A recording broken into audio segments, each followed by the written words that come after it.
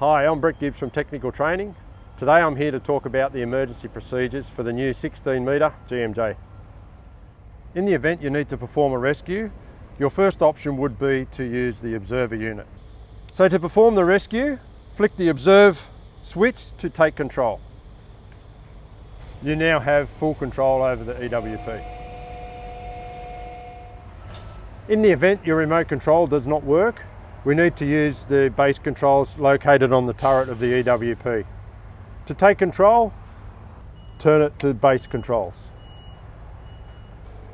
With the truck running, PTO engaged, press the dead man, operate the desired lever. In the event the engine is not running, we still have accumulator pressure. To activate the controls, dead man, operate the desired lever. While performing the rescue, if you run out of accumulator pressure, we now need to turn to our emergency pump.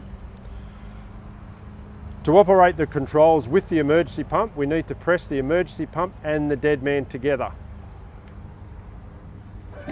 Then press the desired lever. We now have our bleed down valves.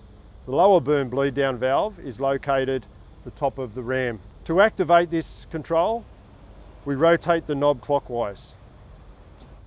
Once the bottom boom has been lowered, to lower the top boom, the valve is located up under the cover.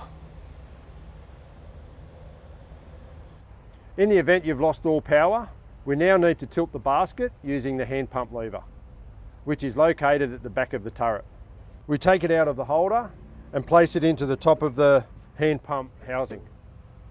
The hand pump can operate any function. So to operate the hand pump, grab the desired lever, lift the locking device while you're hand pumping.